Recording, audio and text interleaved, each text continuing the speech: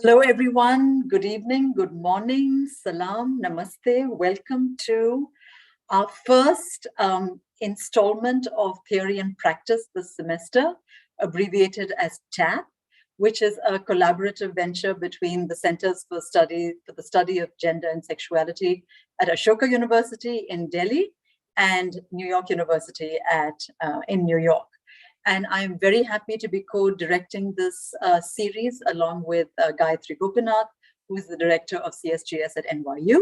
And we're delighted to be opening our session this semester, our innings this semester, with a session on bodies and spaces, because surely we have been thinking about both these subjects and both these concepts for a long time, and especially with a heightened focus since the pandemic started. So we are going to be joined in carrying on this conversation by two wonderful, fabulous, magnificent thinkers, people, academics, who I will introduce to you shortly, and who will sort of lead us into an engagement on the many, many issues associated with bodies and spaces.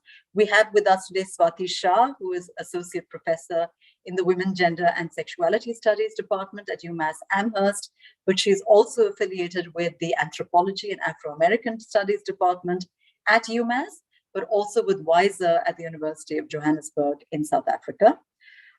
We are also joined by Dhiren, who is Assistant Professor at the O.P. Jindal Global Law University here in Delhi, or just outside Delhi, very close to Ashoka.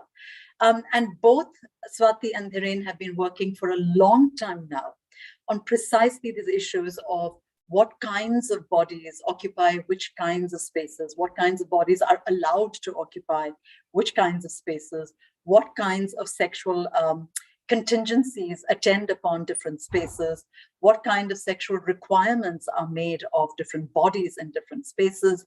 Both Swati and Dhiren have worked on issues of the law, worked on issues of societal imbalances and differences, worked on ideas of sex work, worked on different cities. Dhiren has worked on Delhi, Swati has worked on Bombay.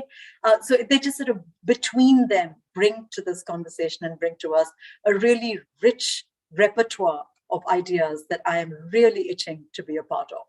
So we're going to, the format is going to be as follows. We're going to begin with Dhiren, who will speak for about 8 minutes, just making a few introductory remarks that he would like us to think about, followed by Swati, who will do the same thing for another 8 minutes, after which we will have a conversation between them, among the three of us.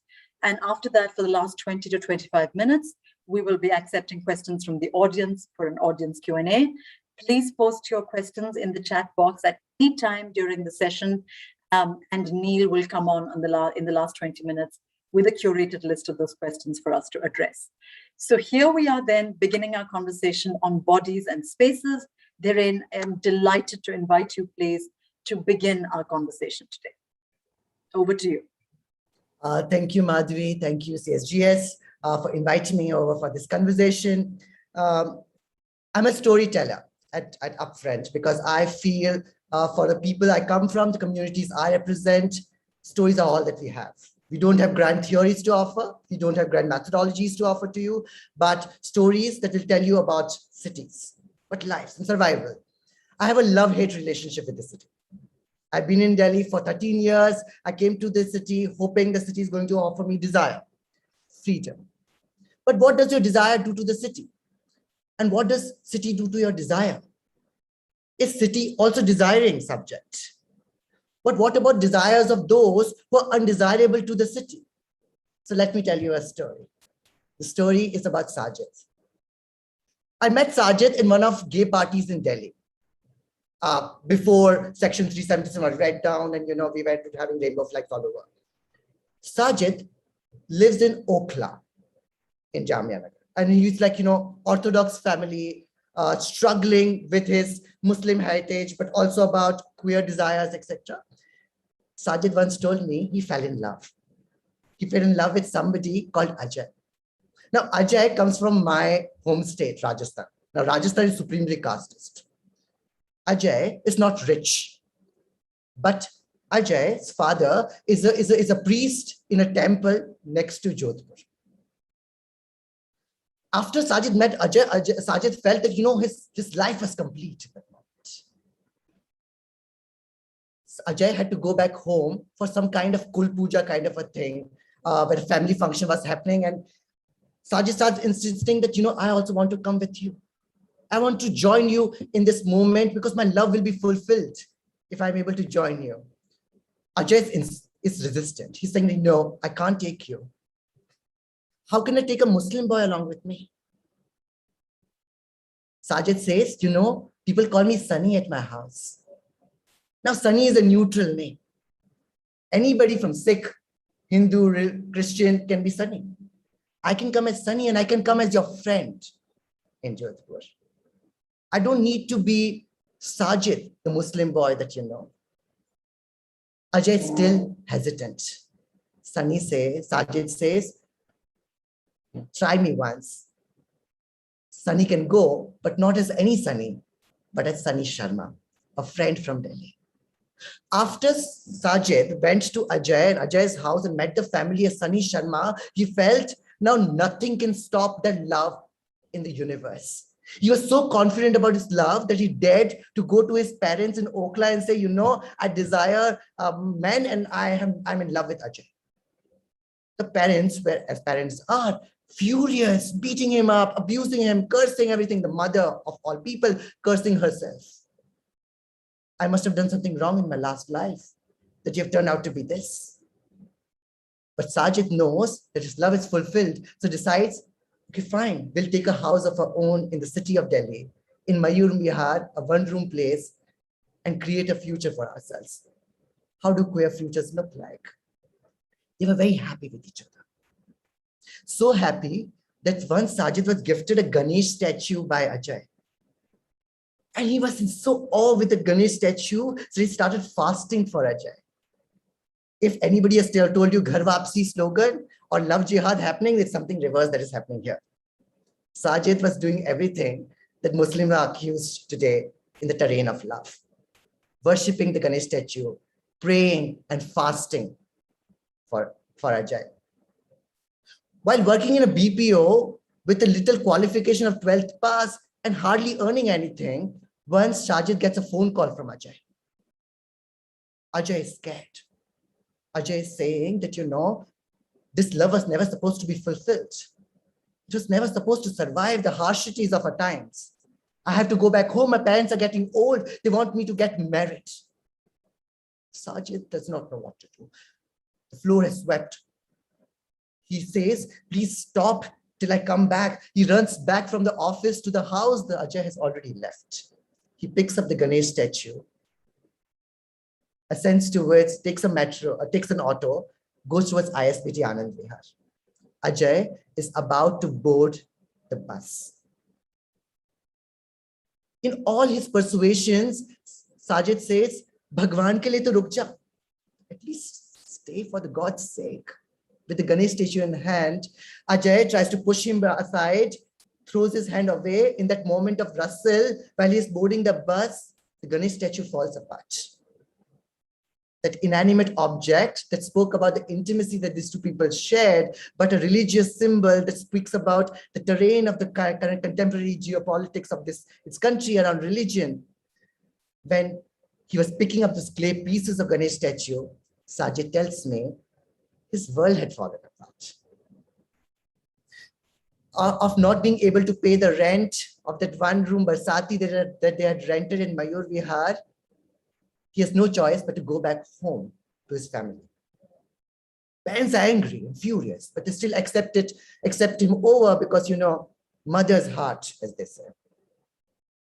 But every time they would respond to him or call him for eating or even call his name, they will say, Randi Aja, oh slut, come here. And that was his turn. One day, the father decided, let me take you to a doctor. He will get you corrected. He's taken to a big fancy hospital in South Delhi. Suspicious of the doctor's intentions and also his father who has brought him to this doctor, Sajid starts abusing and throwing curses on the doctor, but doctor understands. It's a fancy hospital, not some clinic which is going to give you corrective therapy. Doctor says, there's nothing wrong with your son. The father is super angry. You insulted and humiliated me in front of a doctor. Just outside the hospital, he starts tearing his shirt apart, beating him up. He somehow tries to call his younger brother to rescue him. The younger brother comes, but from a distance, just enjoys the scene. And when they reach home, the father says, okay, fine, if the doctor is right, why don't you call Ajay? If he comes over, I will accept both of you. In that hope of the moment that some of us have, he calls up Ajay in Jodhpur. He doesn't pick up for 10 times. The 11th time, Ajay picks up the call to tell just that, don't call me again, stop calling me. In that haphazard moment, Sajid just blurts it out, you know, if you come up right now to Delhi, my father will accept you. Ajay just bangs the phone down. Father asks, is he coming? Ajay hadn't said no. So Sajid said yes. Next morning he'll be here. That night, nobody slept in that house. Next morning, the father didn't go for work. By the evening, the terms were clear. Father stood up and started beating him again, abusing him. Everybody in the neighborhood was enjoying that scene.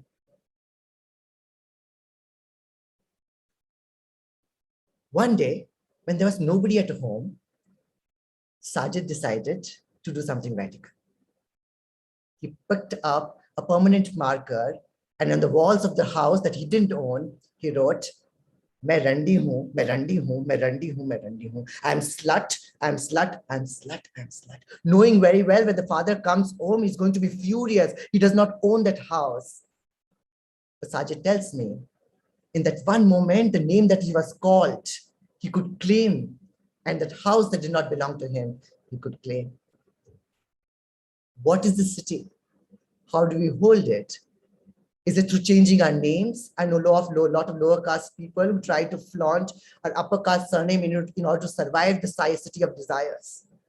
People telling you, despite they're living in Valmiki colony, that they live in Lakshmi Nagar in order to score some kind of desirability in the city. The city offers you possibility, anonymity. But who and which body can get desire? At what terms? And how you maneuver the terrain is something that we need to think about. I think I should stop here and have each and every more of my time telling you the story. But I think stories are important and most decolonial way to say tell theory. Thank you so much, Dhiren. That was an incredibly moving and evocative beginning to our conversation. And I hope we will get to hear more stories as our conversation proceeds today. Thanks very much. Swati, please, we'd be interested in hearing your thoughts on bodies and spaces now. Thank you so much. Thank you to both centers at Ashoka and NYU for inviting me for this thrilling event. And Dhiren, that was just amazing. I would like to hear you for the next 8 minutes instead of myself for sure.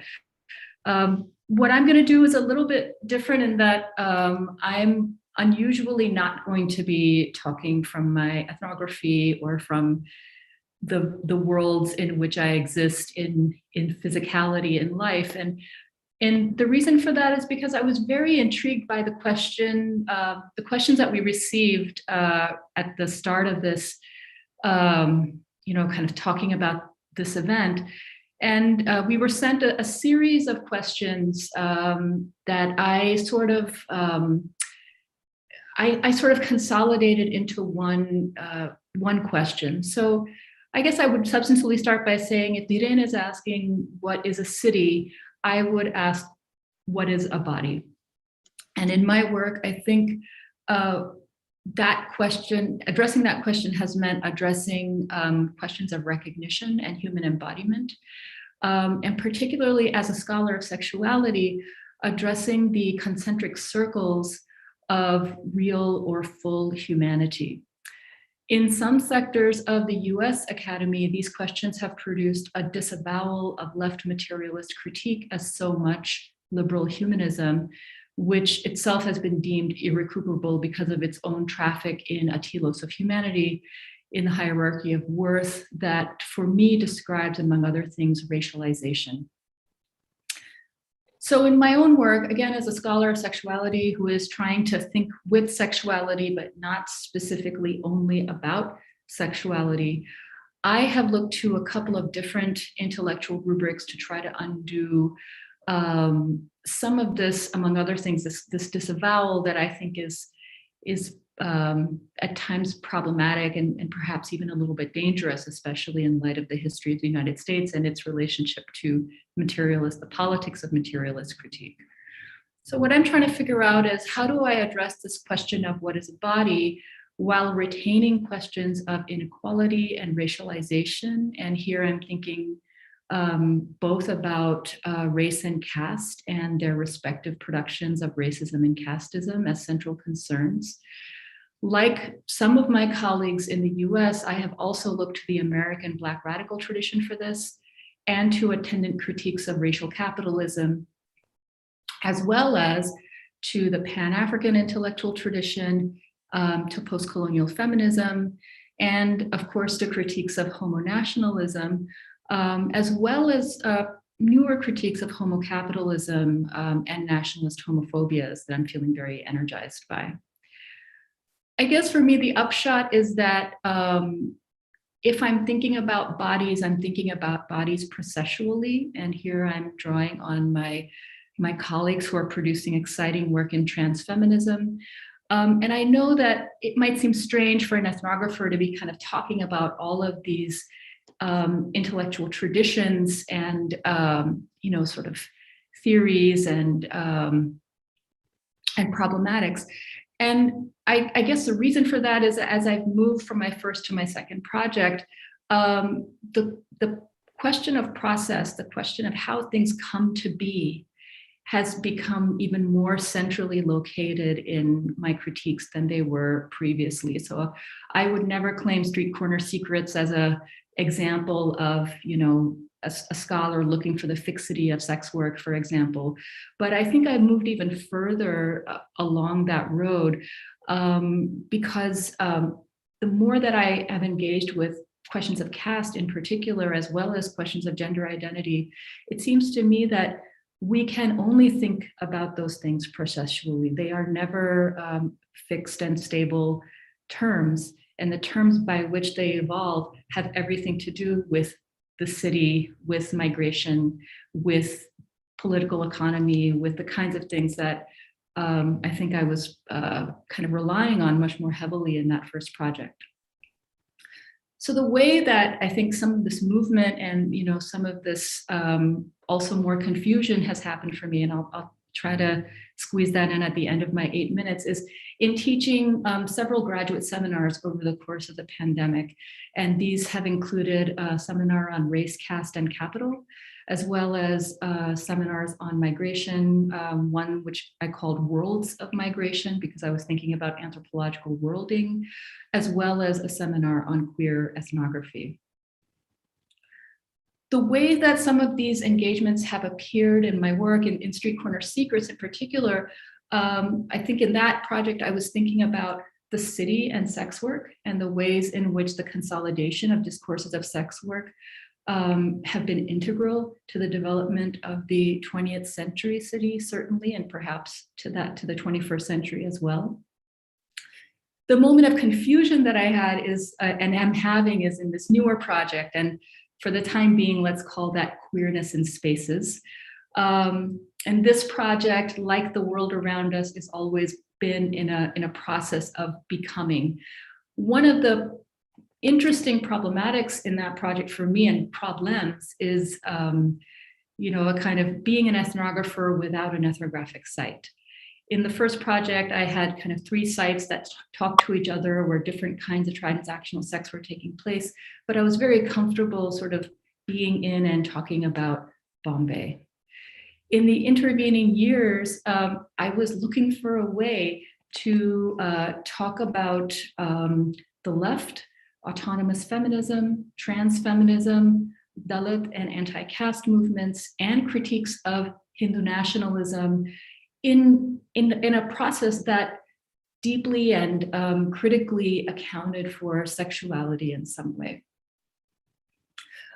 I think some of the stakes in this project include how queer studies can account for questions of class, caste, worlding, migration, and space without resorting to juridicism alone for its mode of inquiry.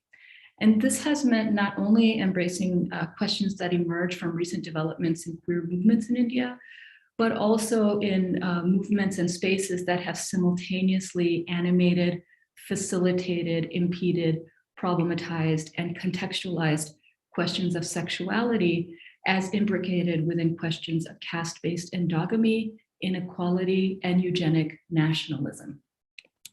So hopefully it's clear that when I'm talking about juridicism, I'm not just talking about the law, I'm also talking about the way we traffic in juridical categories, particularly in this kind of liminal space between queer theory and other modes of inquiry. But I hope what I'm also making clear is that I'm interested in juridicism and juridical recognition, as we all must be, without, kind of thinking of that as the place that we have to end up. And I know I'm not saying anything new when I talk about that, but for me, thinking in particular about affect and anthropological worlding has been extremely, extremely productive. The last thing I'll say, just because I don't know if I'm going to get a chance to say this in the Q&A, one particular kind of, it's not an ethnographic example, but an example of, what did we do during the pandemic? We sat and we read. One of the things that absolutely blew my mind as a queer scholar and anthropologist was The Great Agrarian Conquest. I think that that book has just kind of given me tools to think about the world and this idea of kind of a stable, pre-modern environment that we see now being mobilized in some very, very scary and reductive ways. And it's my hope that we can all read in those directions, not necessarily because we want to make a queer intervention, although I think that's necessary too, but because I think that the stakes of engaging broadly across these literatures are pretty high at this point. I'll stop there. Thank you so much. Thanks very much, Swati. Both of you have sort of come up with so many interesting templates, paradigms, ideas, stories for us to talk about. So I'm just going to sort of, I want to hear more from both of you. And so I'd like to just sort of have a conversation maybe for about 10 minutes before we start inviting audience questions. But of course, audience can start posting questions whenever you'd like. But I was curious, both of you were talking about cities, about bodies in cities. You're talking about migration, Swati. Dhiren, you're talking also about migration moving from Rajasthan to India, to Delhi. And so there is this, it's interesting that does a body ever fully migrate? Which is to say, even if you move from space A to space B, is the body then split between space A and space B? Or does it move from space A to space B? Because, for instance, the usual wisdom about cities or big cities is that, for instance, they are less caste-based or that they are less racially coded than the smaller towns or the villages from which people might come. But that doesn't seem to be the case at all. So what are we talking about? Does space make a difference? Does the size of a space make a difference? What happens to the body? Because it was very useful for Dhiren to be talking about spaces, Swati to be talking about bodies. What happens to that body when it's split between more than one or more than two spaces? And I'm just curious to hear your thoughts about it. Dhiren, Swati, either one of you can go first. Whoever would like to jump in, please. Maybe you can both unmute yourselves so you don't have to go through that extra layer. Great. Dhiren, why don't we start with you? No, I'm more thinking around the questions of, because I'm a geographer primarily, that's what my training is. I studied social geography, my PhD was on queer geographies, and I always wondered, how does bodies move from one place to another? Are they reconstituting themselves? Are co-constituting, or they're co-producing themselves with the space? And especially in context of how I was trying to imagine my own sense of freedom and presence in the city. I felt that, you're always in a partition available in places. You always your body is a contested space itself. And while thinking about Soja and Lefebvre, trying to think about representational spaces and lived spaces, when I go to a party space in Delhi, even though it is being organized in Lalit Hotel and Keshna Suri is the vanguard of queer politics right now, given the way they were the petitioners in the 377 case, you always feel anxious when you're entering those spaces. How do you code for that anxiety that you're queer, but when you enter that space, you're still anxious because that's not the space of queerness for you? It's a platform of queerness that's made available to you. The name is queer, but the logic of access is through caste and class. That despite the fact we have been told that, cities are less caste coded or less class coded, less racialized, you feel stumped in those spaces. That why one has to hide, where does one live in the city of Delhi itself in order to pass as a desirable subject? The city does not like certain places that it embodies itself. Is city also a body rather than just we are bodies in the city? And how are these two, how is the dialogue being manufactured? Let me tell you another story because I like telling stories. Sorry for that. But not from Delhi. Let me take you to Manchester. After a gay party, now in diasporic spaces, in South Asian diasporic spaces, there are hardly few spaces where queer people from South Asian heritage can go and dance. It's highly racialized platforms. Manchester, Birmingham, London, 3 cities which organize South Asian gay nights once in a month. After that monthly gay night in Manchester, we head towards a hotel. I am with 2 other people. We enter a lift to go to the 3rd floor. We're joined by a 4th person, the black man, who is coming from the same gay party. 3 of us, I, who's just visiting England for a short duration of time, another, a 3rd generation British Indian. The 3rd person accompanying us is a Palestinian gay boy, first time visiting England. The black man looks at 3 of us, who seemingly to him are all brown, tells us, go back to your country. Now, what does going back to your country mean to each one of us? The Palestinian boy, who is a migrant, a refugee in some other country, because, other narratives around Palestine, Israel, the 3rd generation British Asian who's trying to be British as much as possible, and me who's just visiting, thinking that possibly as a Dalit person, there's a future out there in this place. What happens to us as bodies? Where is our country? And where should we all go if we are not fractured enough?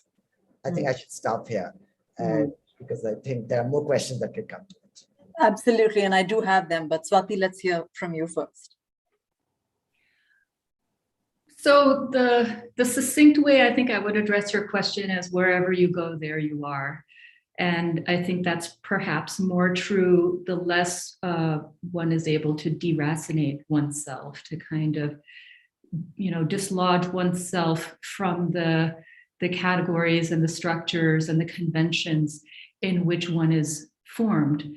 And I think what the new scholarship on caste, on transness, on queerness that is coming from South Asia and from spaces like queer of color critique and queers of color doing critique in the West is really kind of problematizing some of the foundational models that we have for queer cosmopolitanism. And I'm particularly thinking of folks like John D'Amelio and George Chauncey, Gay New York and Capitalism and Gay Identity, 2 works that none of us can live without.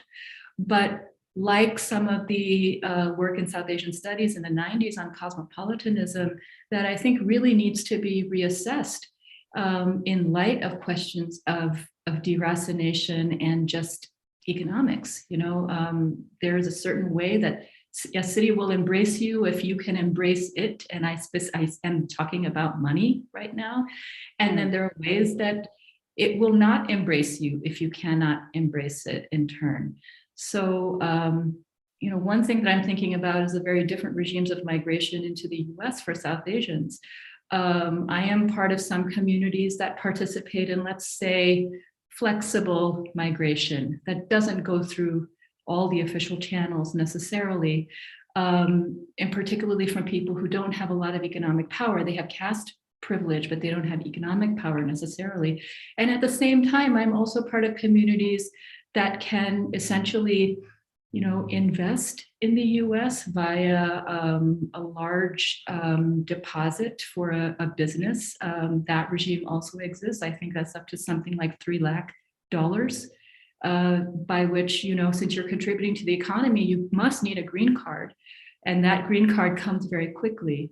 So I think what your question is kind of provoking me to think about is, what do we do with the legacy of these critiques that were wonderful, but perhaps more aspirational than we accounted for at the time. Mm-hmm. I mean, just to sort of pick up on something that I think was latent in what you were saying, Swati, and obvious in what Dhiren was saying, is also this idea between where and when you remain private and where and when you emerge into the public, and what difference those spaces make. And so is your body only visible when it's public? And for instance, and both of you have thought about this, both of you have written about this so wonderfully in relation to 377, which was, of course, the Indian Penal Code criminalizing homosexuality, but also with sex work, the idea that as long as it's private, it's all right. The minute it becomes public, the minute your body is seen in a space that is occupied by other bodies as well, it becomes a problem. And again, is this also coded along urban, rural divides, big town, small town divides? Just sort of curious to hear your thoughts about both those as well. And Swati, why don't we start with you on this? So feminism that has come from South Asia has ruined me on the question of the public and the private. I don't understand those categories anymore as distinct from one another, and particularly, of course, thinking about the juridical interventions of certain feminist writers in things like personal law. So kind of epistemologically, it's difficult for me to separate those two things, but I'm an ethnographer, and of course, there is such a thing as private space. There is such a thing as closing a door and being alone in a room. So I do wonder, though, and I guess I'm going to go back to wherever you go, there you are. I'm thinking about, the kind of, this idea that we are all multitudes. We have worlds inside of us. So I'm not even sure that one can be fully in private or fully alone, but I do kind of, unfortunately or fortunately, kind of come back to some idea of shared private spaces, shared discourses of the personal, which historically we felt had the potential to create new kinds of subjectivities and new kinds of affective formations. And I'm not saying that I've sort of disavowed that, or that I don't think that's real, but I suppose that I'm always going to be thinking in the terms of multitudes in this sort of embodied way, because I'm sort of hooked on the question of deracination at the moment. So a pretty oblique way of answering your question, but hopefully I said something that made sense.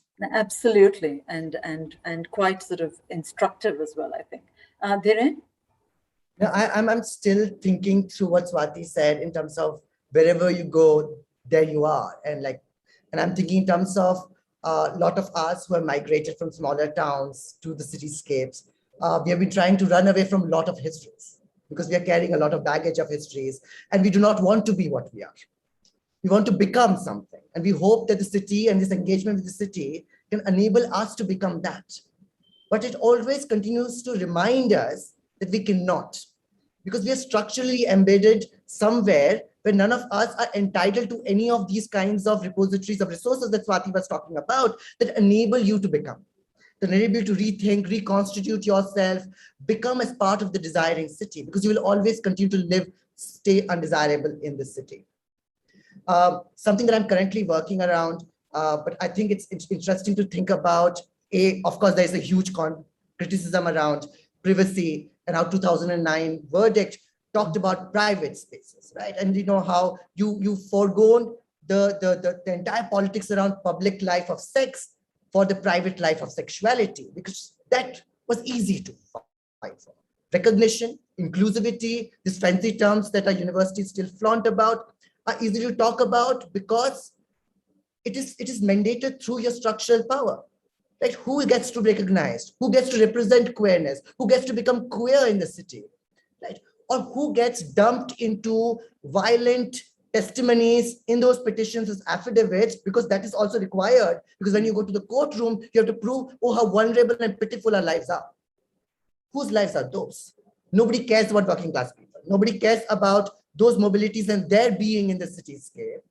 All we care about a recognition of a certain class of people, of which is imagined there will be a trickle down. Let me take you a video that was released 2 weeks back. Keshav Suri Foundation.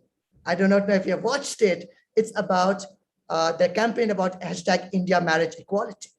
Now, of all the criticism that anti-caste movement has done for in queer spaces, and some of us who have been extremely vocal about our Dalit identity and contesting, you know, the hegemonic ways in which queerness has been defined, they have tried to correct it by showing two people in tier 4 rural setup, but still locating homophobia in khap panchayats, in caste. That, you know, it's the mistri, it's the carpenter caste, the backward caste, who is the homophobic person.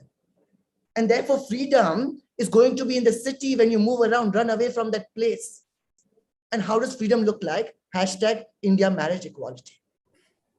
Stop tokenizing people from marginalized communities for gains of recognition and inclusivity, where this politics does not embody us at all.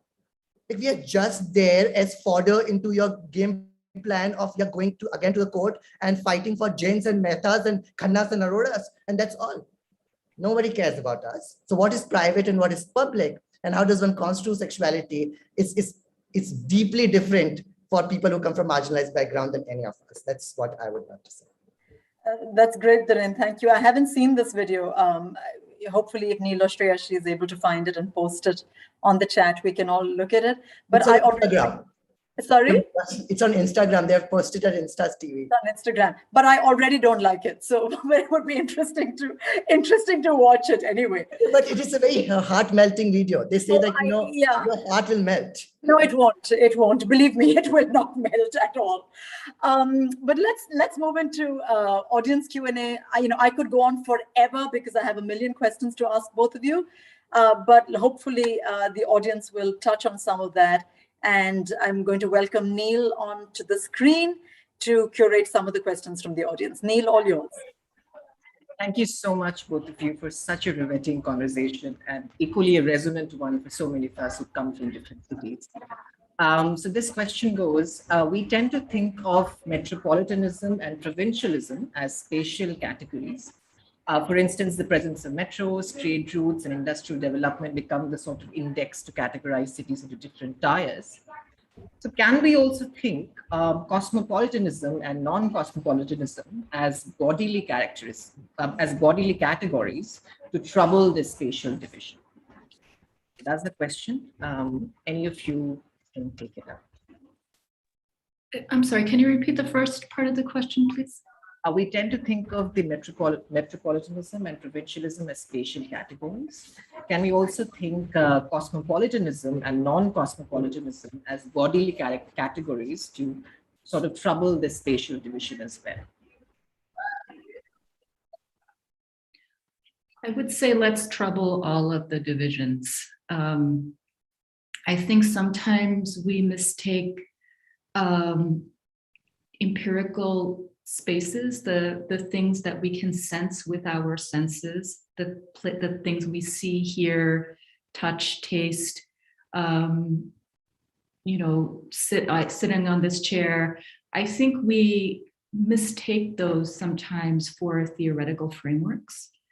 And it's true that, there are physical differences between a metropolitan space and a non-metropolitan space. But I really wonder what thinking about those as theoretical modes of inquiry give us. I think a lot about my, kind of the various places that I've been able to experience in India. And for example, no matter where I go, I am the only person who is bilingual. Everybody else, no matter and especially in rural places, everybody speaks 4 languages extremely well, right? Because sometimes they're migrants, they've been different places. People from Bihar have gone to Kerala and picked up Malayalam. How do you pick up Malayalam? I don't understand how that happens. I'm very proud that I can at least speak 2 languages well, and sometimes 3, okay, but I'm at this point in my life the ultimate cosmopolitan subject. So I think kind of thinking with language, thinking with the history of some of these migratory categories and where we can kind of excavate those migratory categories via thinking about different points in time in the consolidation of Hinduism, or different points in time in the production of and reification of caste-based categories. I think that those kinds of things will also help us to trouble these frames theoretically while being true to the world that we see around us. Can I also say something? I was again picking up from what Swati said, because I found it very interesting. It's like picking up language, also picking up ways to survive in the city. And therefore, while we are thinking about theories from global south and claiming for, especially the southern urban theory tries to think about provincializing, etc., that probably picking up language is not just language, but also gestures and also about ways of embodying the city and space itself. So when you're talking about cosmopolitanism, who can afford to be cosmopolitan? Because the way in which cosmopolitanism is imagined and survived, it's indirectly assumed to be casteless and cannot be built into those framings of those boundaries that allows you to transgress those kinds of things. And so therefore, I feel in terms of possibly it is developing aesthetics of survival. And rather than thinking about provincialism or metropolitanism or cosmopolitanism, at this triad of things that we are juxtaposing ourselves in between, what are the aesthetics through which each one of us is somehow surviving the city, somehow belonging in the city, and not trampled down by the city through its weight, because cosmopolitanism also demands something out of you. I try to develop aesthetic all the time that I should look fancy, but every time I go to a party, when the time I couldn't afford because I didn't have a university salary or did not have scholarship, people commenting then, oh, you wear the same shirt every party. Those party spaces in Delhi want to be cosmopolitan, want to open their arms for everybody who wants to embrace sexuality. But the question is, in our attempt to be cosmopolitan, what kinds of maneuvering we have to do, what kind of partitioning we have to do of our own bodies and desires and aspirations to belong is something that I want to think, and how ephemerally we can survive in those spaces. It's always short-lived. The freedom, the joy in the cruising space, in a party space, on the last coach of the metro is very short-lived. Can we think rather than provincialism and metropolitanism and cosmopolitanism through this time component of the space itself? It's not just spatiality, it's temporality and how they work together in conjunction to produce possibility and impossibility for so many of us. I think I spoke too much. No, not at all. And since we're talking about redefining, rethinking categories and rethinking cities, this question goes, if spaces around us are constant reminders of the dystopias we live in, does imagining a utopia, borrowing a term from Jose Munoz, help redefine them? Whoever wants to take this.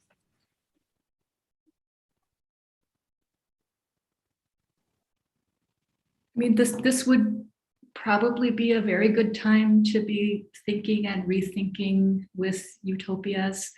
I think most of us are thinking about how we're going to survive for another day at this moment, particularly based on our geographic locations.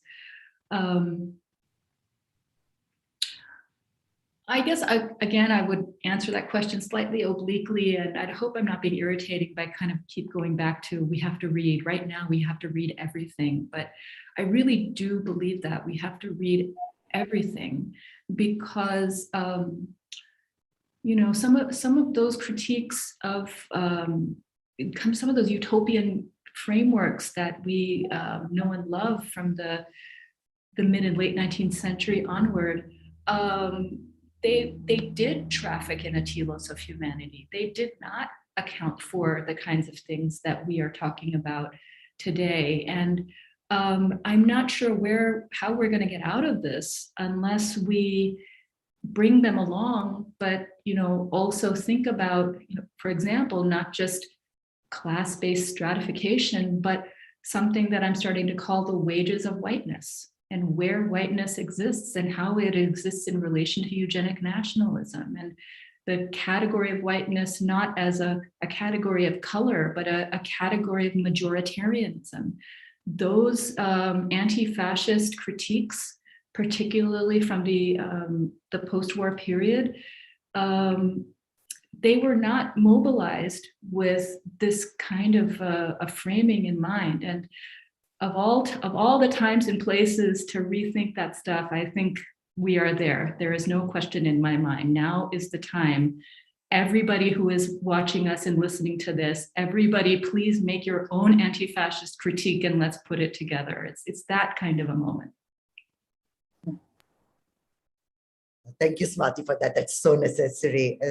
Because I was like, when I was thinking about this question, I was thinking about queer people who were in midst of when the Delhi pogrom was happening, living in Jafrabad, where people were protesting. And I was thinking about what is the situation of chaos do to people out there, especially in context of city itself. For the longest period of time in literature or urbanism was produced to us as utopia itself. City was the utopia.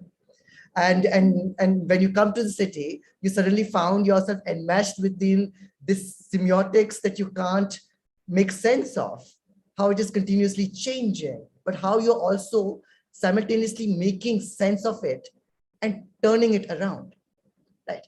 So in a public toilet in Kashmiri Gate, where there might be people who might be after 8 o'clock having public sex, know how to deal with the police officer who's going to come and stand there. They know that every moment the police officer comes, they have to run away, jump into the park, the Aggressant Park, which has become like this, of course they have to gate it up, and run all directions, knowing very well the police goes and you can come back, reoccupy that space.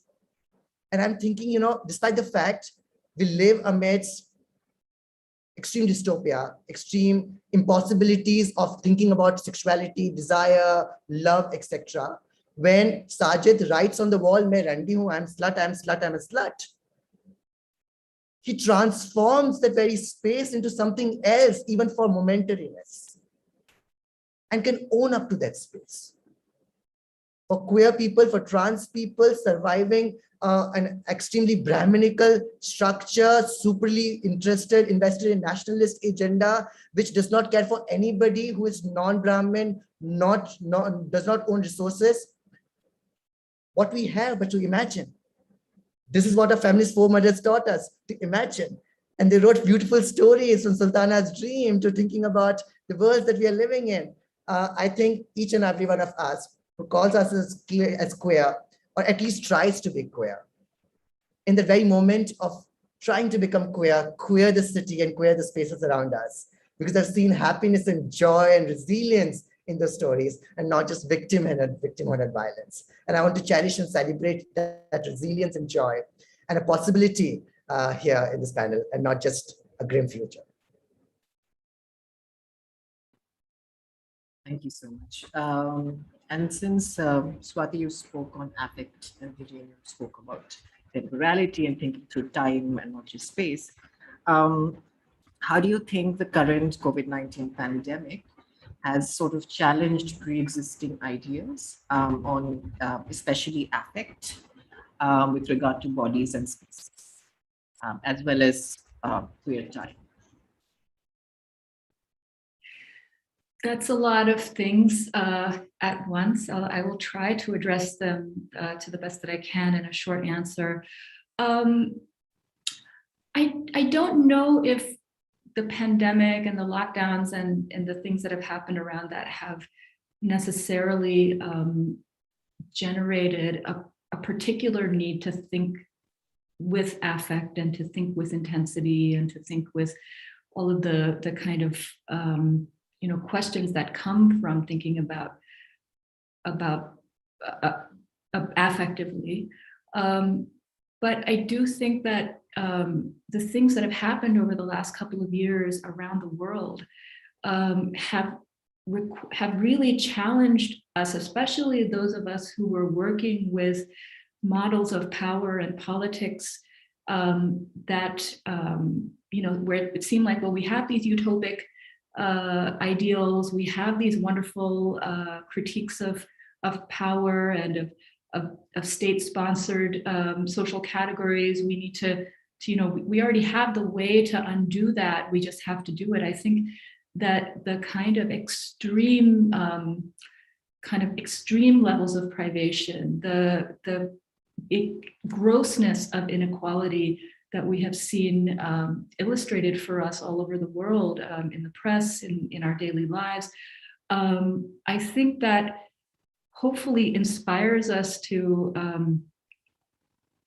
really think about, what makes totalitarianism not just seem like a good idea, but feel like a good idea, right? Why do we have that fascist dictator in our bodies? Why do we want somebody to take charge? Why do we want, that edible figure?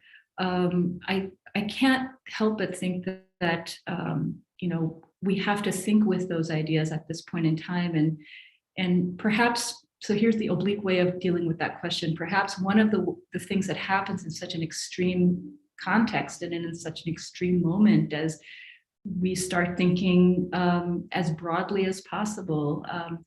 But I'm gonna stop talking there because I know we're also running out of time. Dhiren? I think you answered it very well, and there's so many questions lined up, and I don't want to miss them because there's very short time. So I think we can go to the next question. We'll probably have time only for one more though, but let's see what happens. Yeah, I think one more. So technology has blurred the notions of the spatial and the temporal. How do we understand sort of bodily encounters in virtual spaces as opposed to physical spaces? A lot of my work revolves around dating spaces, and I think about how dating spaces suddenly have allowed us to think about desire that can so easily be accessible, but outside the controls of the family and the heteronormativity, and especially that wants to perpetuate caste endogamous structure. And are we really falling into that?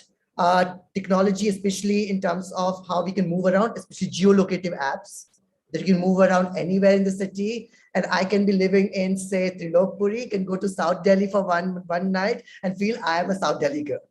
And find all those nasty gay boys who are going to block me once they figure out where I really live. But still, I can feel part of that space for this little time. The allowance of anonymity for longest period of time for people who could use pseudonyms to become somebody else. I myself use an uppercast surname in order to navigate a lot of these dating platforms. Facebook was the first dating platform that I encountered, where I made a fake profile, quote unquote fake profile, and could free myself. But what I have come to realize over a period of time, whatever possibilities technology might promise you, it is just trying to replicate and reiterate the same systems of structural violence, because you, at the end of the day, fall for the same kind of people who live in certain kinds of places and who look particular forms. And all of that is coded through caste, class, religion, racialization, etc., etc. And you're just stumped that is it your modern day classified matrimonial advertisement that you're looking for? Even for a hookup, your criteria is exactly the same what your parents probably taught you, what their grandparents, and that's something that you want to get rid of because you're too woke to acknowledge and admit it. And I'm perplexed. And another thing that I think about technology and online spaces is the hybridity of our lives. That these are hybrid spaces. You're never totally online, you're never totally offline. You're somewhere in middle. Because by moving around using a geolocation in the GPS Google destination location that the lover has sent you, even for momentariness, it still can be a lover, that you're going to meet them, you are negotiating the city space so much that the person might be just 1 kilometer away, but across the railway line, you're not going to meet them because they live in a basti. Dhiren, in the interest of time, I want to quickly jump in and say that one difference, I think, between the kind of relationship to the digital that you're talking about and the thing I'm thinking of is around gendered embodiment, because I am not equipped to do any kind of digitally based research, but in my moving around in the physical worlds that I occupy, I have met a lot of cis queer women who all of whose dating life and all of whose affective life as queer people exists online. And I'm talking about people in Afghanistan, people in the Gulf, people in India. And I think one thing that we do really need to account for is the ways in which cis queer identity is very different depending on gendered embodiment. And a lot of the kind of theoretical frames and historical critiques that we have do assume a relationship to space that is not gendered, that, you know, everybody can move about freely, that there are public spaces that people have access to, and that sort of becomes the model for all of us. And I do think this is a place for a young, enthusiastic, energetic researcher to make a very strong intervention, because the Facebook groups, Instagram, there's all kinds of ways that people are making themselves as trans men, as queer women, that I think would really also help us to think through a lot of the questions that we've been talking about today. Just a last point adding on to what Swati said, because she talked about Gulf and to talk about other places, etc., to think about surveillance and control on data and internet. What happens to be in Uganda, what happens to be queer in Russia right now, and all of those contexts should also be seen. What happens to be on the other side of the wall in Palestine, and you're designing from the other place.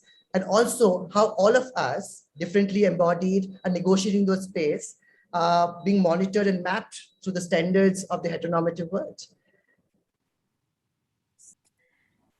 I think, alas and alack, we might have to stop there, right, Neil? I don't think we can sort of smuggle in another question, but this has been so enormously fun and productive, and that it's just been wonderful to have both of you on board to negotiate, navigate these questions, navigate these spaces for us, which of course are endlessly exfoliating. There's sort of endlessly increasing in the loci of what counts, what doesn't count.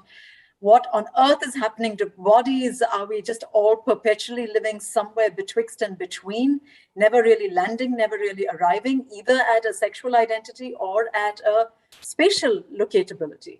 And on that sort of note, and here we are, right? We're sort of in Delhi, in Sonipat, in Haryana, in the US, and we're all talking about a similar thing. Who are we? What are our bodies doing here and in the space?